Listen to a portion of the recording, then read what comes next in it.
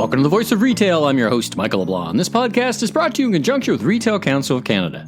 In this special format bonus episode, I'm chatting with Nigel Ramoutar, external fraud and crime specialist at Rexall Pharmacy Group, who joins me in advance of his appearance on the virtual stage at Retail Council of Canada's Loss Prevention Forum coming up on April 8. I asked Nigel for 2 starts, 1 stop, based on what he has learned and experienced over the past year of the COVID era. Let's listen in. Nigel, welcome to the Voice of Retail podcast. How are you doing this afternoon? Great, Mike, and thanks for having me on board.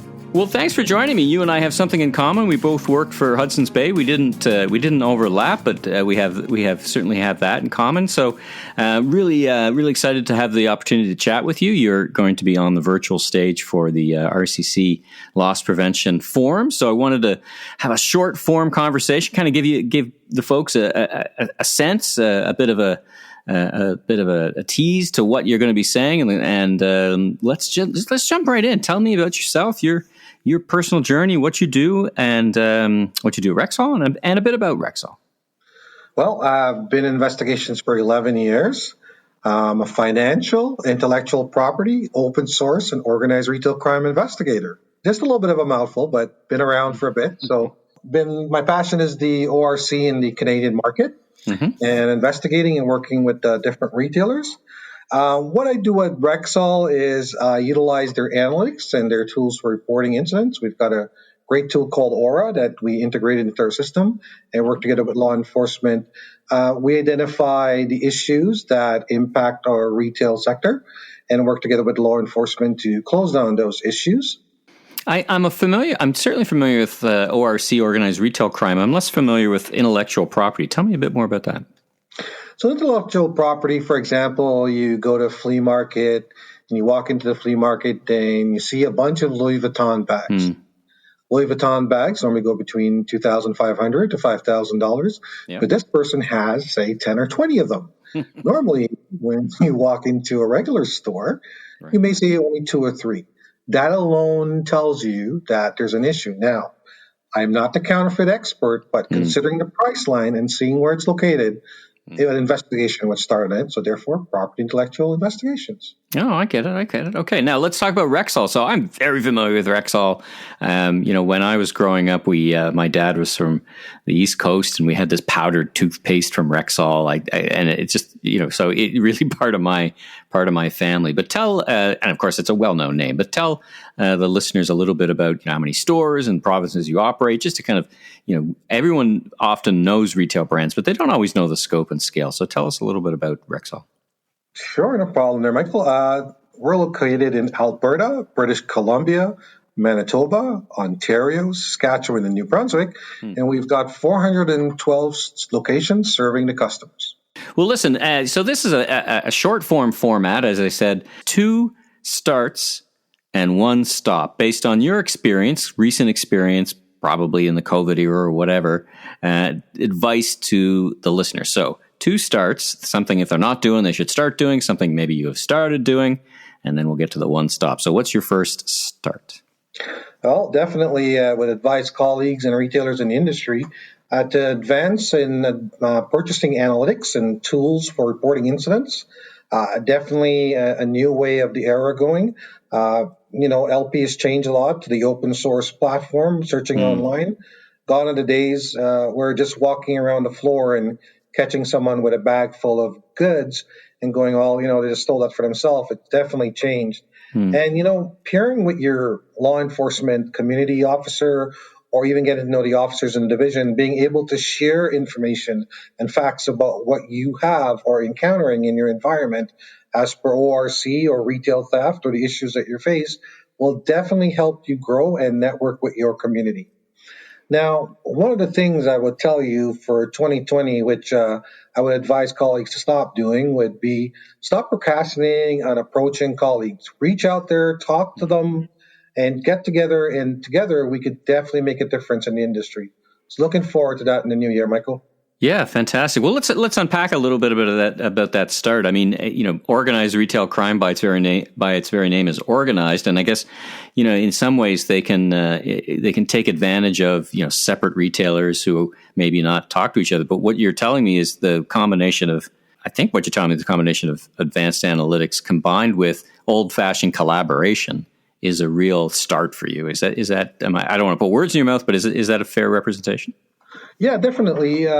It's an advancement, just like the organized retail crime guys. It's a lucrative business, so they're finding different ways of communication, social media, Right. selling in classified ads. We too, as investigators, no longer are we just running around going, okay, we're going to catch this person, this person. We're starting to realize that when you apprehend them, they may be carrying other retailers' goods on them, and that bulk of stuff. What are they doing with them? So yourself, I advise, just in general, look at the environment around you, get to know your environment, and therefore find the tools to help you cope with that environment.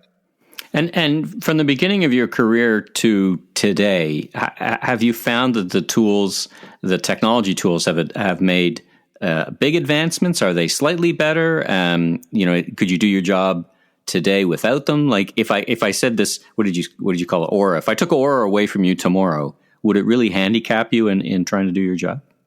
Yes, it would. Definitely would, because the visual aspects and being able to partner with law enforcement on something that's timely is what impacts the larger group, so to speak, or the larger impact to your market.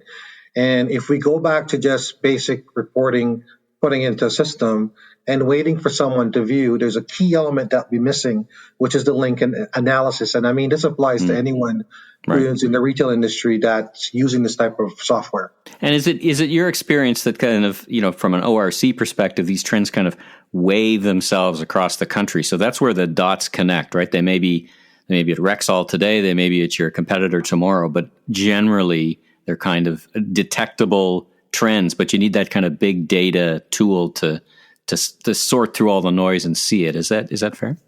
Yeah, that's correct. For example, just recently last year, York Regional Police took down a group for $250,000 in retail losses, something you don't hear very often, but that happened through collaboration, analytics, and as well as reporting on time. Well, I saw recently, I think in Vancouver, the same thing happened where there's a rash of shoplifting that it was good to see the police get involved and help us out and help bring that to a close, right? I mean, back when you and I, or when I was at Hudson's Bay, I remember, the simple days I was running the .com business, launched a .com business, and I'm down in the store taking a couple of pictures, and I was surrounded by your colleagues, like, what are you doing with the camera? It's such a changing environment, right? Social media and on the floor, you don't know if the customer has taken the picture of the item to send it to their kids to see if they like the color. Like it's really dynamic, right? A lot of decision making needs to happen, not just on the floor, but also in the offices, trying to figure out these patterns and trends. Yeah, definitely. I mean, gone are the days when you saw someone walking around with a camera, and even then it was a bit of a question. Like you said, you'd get surrounded. Right. Right. Now it's the cell phones, and even more, there's some folks that have resorted to wearing body cameras just for their own reasons. And technology has advantages and disadvantages, but if you plan around it appropriately, you should be able to handle it. I was talking with as I know a big mandate of your team as well is, of course, keep the employees safe. These curbside where you've got employees out of the physical space of the store. I was talking to a vendor and they were talking about body cameras for that, right? And it was about, let's make sure we keep our people safe and we can have a tab on where they are and what's happening. Is that something you see as a trend as curbside and these other things evolve? I can see retailers taking an opportunity to look at security measures always for their staff as their staff comes first. Yeah, for sure. It's not the first that I've heard of this suggestion. I don't know if it will evolve. Maybe it may be as simply as installing an external camera with having a physical a backup of having someone there, but it's definitely an avenue to look at for the future. All right. Well, listen, as I said, you're on the stage. What are you going to be talking about at the LP? What are you doing? Oh, yeah, great. Thanks for the question. I'm definitely going to be talking with law enforcement and talking about the trends that are ongoing and what they're doing in the market to assist retailers in these investigations. Okay. So, and you've got a panel. Are you going to be moderating the panel? You're on a panel? You're chairing the panel? Tell me a little bit more about the panel. I'll be leading the panel in a discussion. I'm a bit of a moderator, a bit of a discusser, so we'll see what happens. And I got some very experienced individuals that are going to be on there for the conversation. So stay tuned and we'll see what happens. All right. Well, it is April 8th and will be virtual, of course. But I think, the upside of the virtual part is you really, get a lot of people from across the country into the same place at the same time. So listen, Nigel, thanks so much for joining me on the Voice of Retail podcast. It's been great meeting you briefly. And I look forward to tuning in and watching your session later on in April. So thanks again for taking the time to chat with the Voice of Retail. Thank you, Michael. I appreciate the time, and stay safe out there. Thanks for tuning into today's special RCC LP bonus episode of The Voice of Retail. Be sure and follow the podcast so you don't miss out on the latest episodes, industry news, and insights. And if you enjoy this podcast, please consider leaving a rating and review, as it really helps us grow so that we can continue to get amazing guests onto the show. If you are a retail HR professional, you don't want to miss the RCC Retail Loss Prevention Forum, April 8th. Learn more and register at www.rcclpconference.ca or retailcouncil.org. I'm your host, Michael LeBlanc, president of Emmy LeBlanc Company, Inc., and if you're looking for more content or want to chat, follow me on LinkedIn or visit my website at meleblanc.co. Until next time, stay safe and have a great week.